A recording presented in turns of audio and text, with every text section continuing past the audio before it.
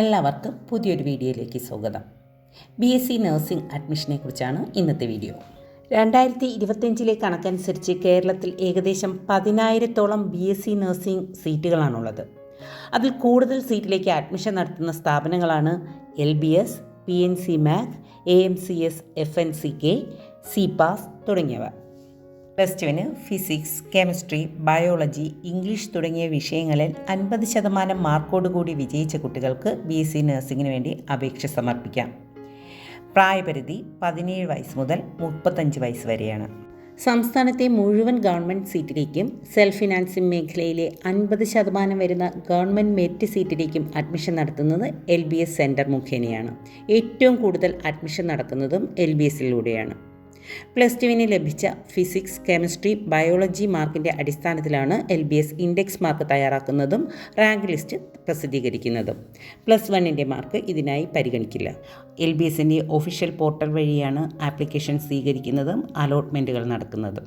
BSc നഴ്സിംഗിന് കേരളത്തിൽ admission നടത്തുന്ന മറ്റൊരു പോർട്ടലാണ് PNC MAK. കേരളത്തിലെ പ്രൈവറ്റ് നഴ്സിംഗ് കോളേജ് മാനേജ്മെൻറ്റ് അസോസിയേഷന് കീഴിലുള്ള 47ഓളം സെൽഫ് ഫിനാൻസിംഗ് കോളേജുകളിലേക്കാണ് PNC MAK വഴി അഡ്മിഷൻ നടക്കുന്നത്. അതുപോലെ +2 ഫിസിക്സ്, കെമിസ്ട്രി, ബയോളജി വിഷയങ്ങൾക്ക് പുറമെ ഇംഗ്ലീഷിൻ്റെ മാർക്ക് കൂടി പരിഗണിച്ചാണ് PNC MAKയിൽ ഇൻഡെക്സ് മാർക്ക് തയ്യാറാക്കുന്നത്. അതിനനുസരിച്ച് റാങ്ക് ലിസ്റ്റ് തയ്യാറാക്കുകയും പ്രസിദ്ധീകരിക്കുകയും ചെയ്യും. www.pncmak.in എന്ന വെബ്സൈറ്റ് വഴിയാണ് അലോട്ട്മെൻറ്റുകൾ നടക്കുക.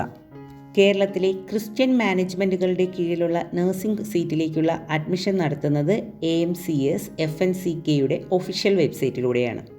ഏകദേശം 35 കോളേജുകളിലേക്കാണ് AMCS, FNCKയിലൂടെ അഡ്മിഷൻ നടക്കുന്നത്. ഫിസിക്സ്, കെമിസ്ട്രി, ബയോളജി, ഇംഗ്ലീഷ് തുടങ്ങിയ വിഷയങ്ങളിലെ മാർക്കുകൾ പരിഗണിച്ചാണ് ഇവിടെയും ഇൻഡെക്സ് മാർക്ക് തയ്യാറാക്കുന്നതും റാങ്ക് ലിസ്റ്റ് പ്രസിദ്ധീകരിക്കുന്നത്. CPASന് കീഴിലുള്ള 9 കോളേജുകളിലേക്കുള്ള അഡ്മിഷൻ നടത്തുന്നത് CPAS വെബ്സൈറ്റ് മുഖേനയാണ്. ഇവിടെ ഫിസിക്സ്, കെമിസ്ട്രി, ബയോളജി, ഇംഗ്ലീഷ് തുടങ്ങിയ വിഷയങ്ങളുടെ +1ലെയും +2ൻ്റെയും മാർക്കുകളുടെ അടിസ്ഥാനമാക്കിയാണ് ഇൻഡെക്സ് മാർക്ക് തയ്യാറാക്കുന്നത്.